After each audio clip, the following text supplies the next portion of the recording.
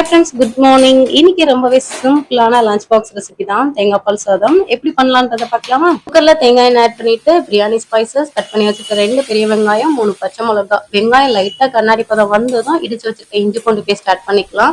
இது கூட ஒரு கையளவு புதினா, மல்லி இலை, ஒரு தக்காளி, உப்பு சேர்த்துட்டு லைட்டா வதங்கினாலே போதும். ஸோ இதுக்கப்புறமா நம்ம தேங்காய் பால் எடுத்துக்கோம்ல, ஸோ 1 டம்ளர் ரைஸுக்கு 1.5 டம்ளர் வந்து நான் எடுத்துருக்கேன். இது கூட உப்பு சேர்த்துட்டு ஊற வச்சிருந்த பாஸ்மதி ரைஸ் தான் வந்து ஆட் பண்ணியாச்சு. லைட்டா மிக்ஸ் பண்ணிட்டு உப்பெல்லாம் கரெக்டா இருக்கான்னு பார்த்துட்டு நெக்ஸ்ட் குக்கரை மூடி வச்சு ஒரு 4 விசில் வச்சு எடுத்தோம்னா தேங்காய் பால் சாதம் ரெடி. பொரியலுக்கு இன்னைக்கு கத்தரிக்காய், உருளைக்கிழங்கு சேர்த்து மசால் தேங்காய்லாம் அரைச்சி விட்டு தான் ரெடி பண்ணியிருந்தேன். இதோட ரெசிபி வேணும்னா இந்த வீடியோக்கு கீழே டேக் பண்ணிருக்கேன், வேணும்னா செக் அவுட் பண்ணிக்கோங்க. இந்த தேங்காய் பால் சாதம் பிரியாணிக்கு டஃப் கொடுக்கும். பசங்க ரொம்பவே லைக் பண்ணி சாப்பிடுவாங்க. ட்ரை பண்ணி பார்த்துட்டு எப்படி இருக்குன்றத கமெண்ட்ல சொல்லுங்க. லஞ்ச் பாக்ஸ் ரெடி பண்ணியாச்சு. ஸ்நாக்ஸுக்கு carrot plus banana. Night prepare பண்ணியிருந்த பன்னீர் கிரேவி கூட மார்னிங் பிரேக்ஃபாஸ்ட் தோசை கூட ஃபினிஷ் பண்ணியாச்சு.